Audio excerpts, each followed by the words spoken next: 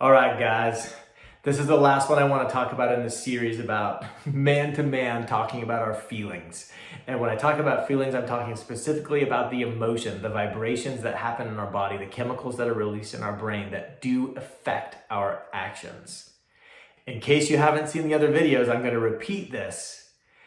Being in touch with your feelings does not mean putting on a sad movie and crying with a box of tissues and chocolate.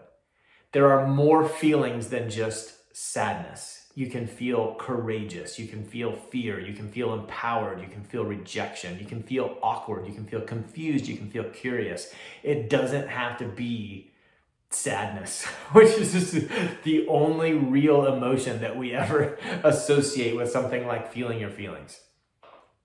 So the one that I want to look at last is it's really fear of sorts.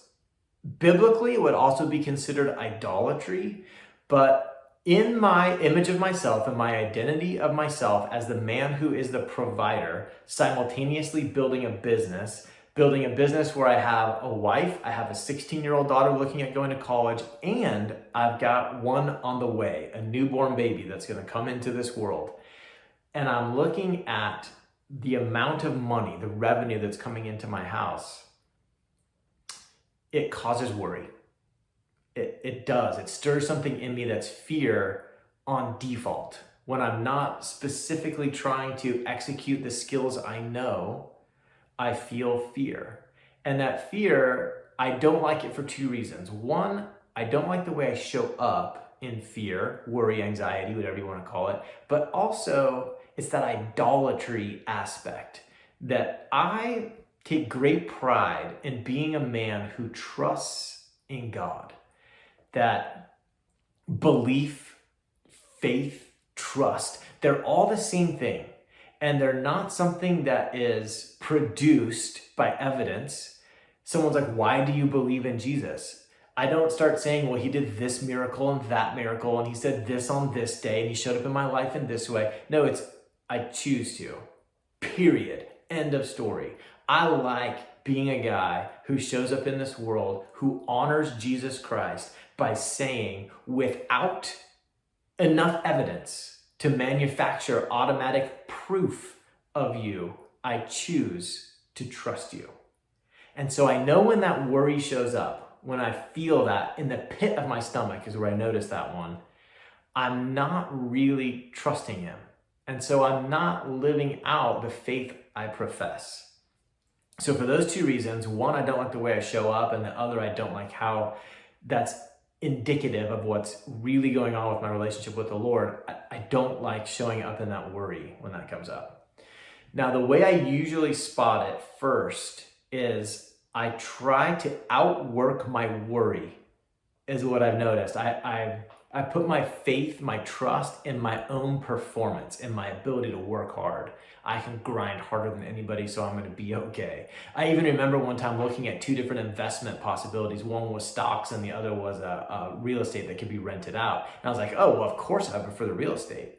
Because then if I ever felt like nervous because the investment wasn't going to pay off the way it wasn't going to be rented, I could go to the location and I could work.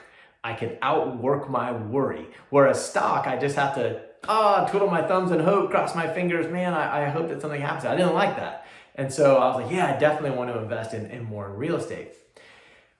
I'm not saying that stocks are better than real estate or real estate's better than stocks. I honestly don't know. I'm just saying that it revealed to me that I have an outwork my worry type of character.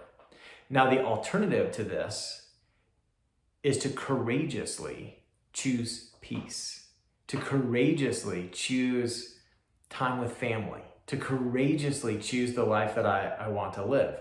And so the reason I included in here with this men learning how to live a life that includes feelings, to have an experience as a human that does include feelings as much as we want to say that it doesn't, I like seeing fear, worry, anxiety, courage, boldness, trust as these two pieces that I'm sort of on guard for. They're like the indicator lights, the engine light that comes on and says there's trouble. If ever I find myself trying to outwork my worry, or feeling a lot of anxiety, checking the bank statements all the time, trying to, indulge in this idea of not having enough and how much I'm going to need to pay for and how little there is coming in. I'm like, I'm over here. I'm in this fear and worry and anxiety. And what I want to do is I want to shift to courageous. And the way that I make that shift is I allow this to be here. Nothing's wrong with it. It's okay. It's all right to feel worry. It's okay to have anxiety. It's okay to feel fear. But I like the framework that the existence of that stuff is the only way I can actually be courageous. It's the only way I can actually trust. Because trusting when nothing is competing, what is that? That's nothing. That's just existing. It's nothing to write home about. If there was so much evidence, if I didn't have this worry, if I didn't have these things over here, if I was just certain that things were going to go well, that's not really faith. That's knowledge. That's just knowing. And so the idea that this fear exists, that this worry is here, that I don't know, that I'm uncertain about what's going to go on, that it exists, that's actually the only way that my faith, my trust, my courage, my boldness can show up, which is the way I sometimes live my life that makes me feel the most proud of me. It is my aspiration. It's how I want to live my life. If I were to think about how someone listed what they thought of Jake on a tombstone, I would love to see he was bold, he was courageous, he trusted, he had faith, he believed. I would love to see that even more than he was certain he had knowledge, he always knew what was going to happen next. Yeah, that stuff's good, but it's not really what lights me up. I'd rather be bold than be certain. That awareness is only available to me because I'm willing to acknowledge that I have feelings, that I have emotions. I'm willing to learn how to name them. I'm willing to learn how they feel in me. I know what worry feels like. As a matter of fact, I even know I've got two different worries that show up. One is trouble with my wife and the other is trouble with my daughter. And based on the way my stomach feels, I can know, I'm gonna go, what's going on with my daughter right now? Because I'm definitely feeling the, this like high behind my ribs kind of a discomfort, in here. I know that's something with my daughter versus the low gut one is always my wife. That journey of understanding feelings makes this available, and it's actually what allows me to show up bold.